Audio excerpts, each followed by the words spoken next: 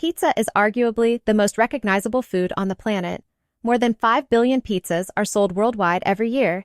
It holds DOP status from the European Union. In 2017, UNESCO added the art of the Neapolitan pizzaiuolo to its list of humanity's intangible cultural heritage. You'd think this was a dish that had been a symbol of Italian culture and nationhood for centuries. But it isn't. Italy as a state only recognized pizza as part of its national identity in the 20th century, and largely because that recognition was effectively handed back to it from across the ocean. For most of its history, pizza wasn't an Italian dish at all. It was the food of the poor in a single city, one the rest of the country looked down on. Today we'll trace the whole journey, from a suspicious tomato nobody wanted to eat, to Neapolitan street vendors, to New York, where pizza was essentially reinvented, and to how Italy, in effect, got its national dish back already finished. Let's start with the ingredient, without which pizza as we know it simply wouldn't exist. The tomato is a plant of American origin, native to the western part of South America. It was brought to Europe by the Spanish in the 16th century, after the conquest of the Aztec Empire, where it had already been cultivated for centuries under the Nahuatl name, tomato. And here's the first surprise. For nearly 200 years, Europeans regarded the tomato with outright suspicion. It belongs to the nightshade family, the same family as belladonna, datura, and henbane, plants that really are poisonous. Botanists of the 16th and 17th centuries classified the tomato alongside these plants, and mostly considered it ornamental rather than edible. In Italy, the tomato was grown mainly in wealthy gardens as an exotic curiosity as late as the early 18th century. The first documented culinary recipes using tomato in Italian cuisine appear only around 1692 in the Neapolitan cookbook Lo Scalco alla Moderna by Antonio Latini, which mentions a tomato-based sauce. That's almost 200 years after the tomato first arrived in Europe. In other words, even the part of pizza we consider most quintessentially Italian, the tomato sauce, only became an everyday ingredient in southern Italy in the 18th century. Before that point, no pizza in the modern sense could have existed at all. The place where tomato met flatbread and pizza was born in a recognizable form is Naples, the largest and one of the poorest cities in Italy at the time. In the 18th and 19th centuries, Naples was a densely populated port city with a huge urban underclass, contemptuously called lazzaroni in Italian.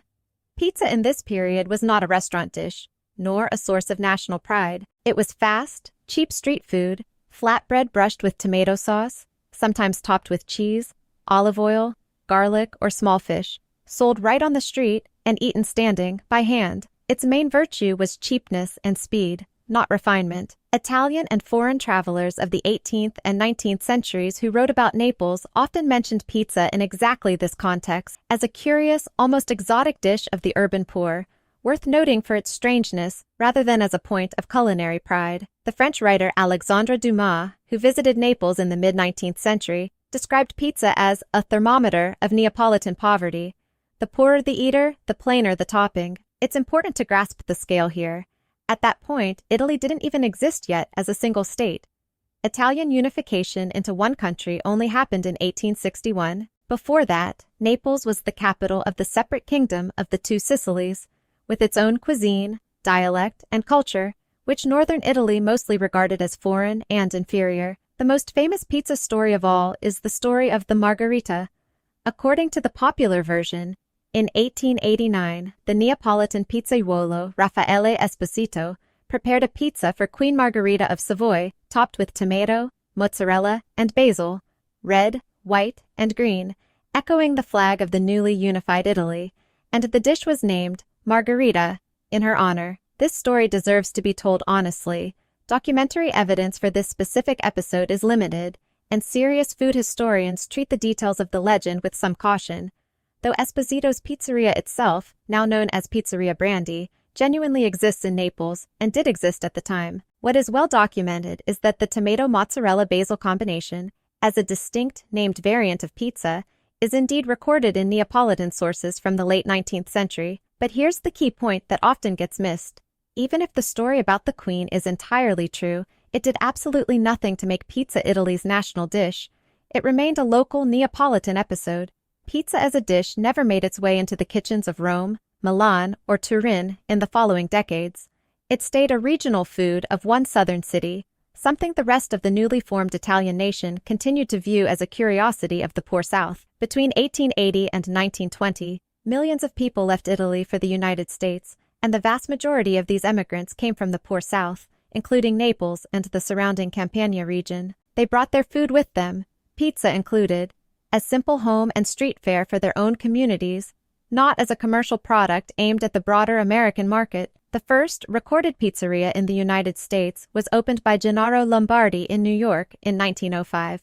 Lombardi's, on Spring Street, still considered the first licensed pizzeria in the U.S., its clientele was at first almost exclusively Italian-American. Pizza remained a dish of immigrant neighborhoods, largely unfamiliar to other Americans. Things began to change slowly through the 1920s and 1930s, as similar pizzerias appeared in the Italian districts of New Haven, Chicago, and Trenton. But the real turning point happened not in Italy, and not in America of those years, but during and after the Second World War. During the Italian campaign of 1943 to 1945, hundreds of thousands of American soldiers tried pizza for the first time in their lives directly in Italy, mostly in Naples and the southern regions where Allied troops were based. For most of them, this was a completely new, unfamiliar food. When these veterans returned home after the war, they amounted to millions of Americans with a real, personal, positive experience of pizza, and a demand for it in the U.S. surged in the second half of the 1940s and through the 1950s. It was during this period that the number of pizzerias in the United States began multiplying, and pizza started turning from a niche immigrant dish into a mass American product. Chains appeared, frozen pizza for supermarkets, and eventually delivery services. And here's the historical irony. It was in America, not in Italy itself, that pizza first became a truly mass-market, commercial, ubiquitous dish. At this point, Italy still largely regarded pizza as a purely Neapolitan regional food. In 1950s, Milan or Turin, pizza still wasn't an everyday dish for most families. Through the 1950s to 1970s, pizza spread across Italy from south to north, much like any other mass commercial product, partly due to internal migration of southern Italians to industrial cities in the north, and partly under the influence of pizza's own global success, which by now was hard to ignore even within Italy itself. By the 1980s, pizza had finally become a dish associated with Italy as a whole, not just Naples, but the entire country, largely because that's how the rest of the world, including American tourists who came to Italy expecting to find the authentic version of a dish they already knew at home, had already come to see it. It was in this context that, in 1984, the Associazione Verate Pizza Napoletana, the Association of True Neapolitan Pizza, was founded in Naples, formally codifying for the first time the exact rules for preparing authentic Neapolitan pizza, specific types of flour, tomatoes,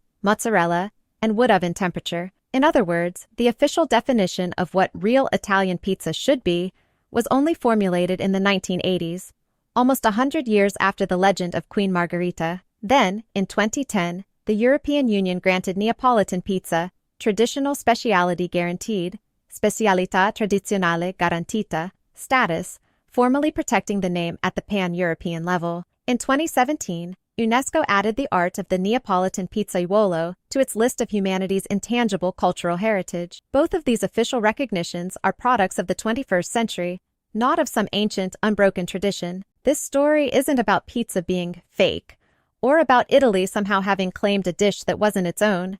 Pizza really was born in Naples, out of genuine local bread-baking traditions that existed there long before the tomato. But the idea of pizza as an ancient, unchanging symbol of the entire Italian nation, an idea now upheld by official European and international institutions, is the product of a much shorter and much more tangled history. A vegetable imported from America and feared for 200 years, the dish of one city that the rest of the country considered food for the poor, emigrants who carried it across the ocean, soldiers who carried their love for it back, and official rules written only in the 1980s. The pizza the whole world today considers the most Italian of all Italian dishes received its formal national and international recognition only within your grandparents' lifetime, not over centuries, as most people assume. The pizza you order today is wonderful, genuine, and deeply rooted in Naples, but the story most often told about it, an ancient, unchanging, primordially national dish, leaves out almost everything interesting: a suspicious vegetable, a poor city, an ocean, a war, and a bureaucratic document from 1984. Most people eat pizza every week, without ever wondering why this dish carries the status of a symbol of an entire nation, even though that nation only claimed it as its own quite recently. Now, you know the answer. If this video changed how you'll look at your next pizza, hit like. It's the best way to help this channel reach more people. And tell me in the comments, which other dish do you think turns out to be much younger than its reputation suggests? I read every comment.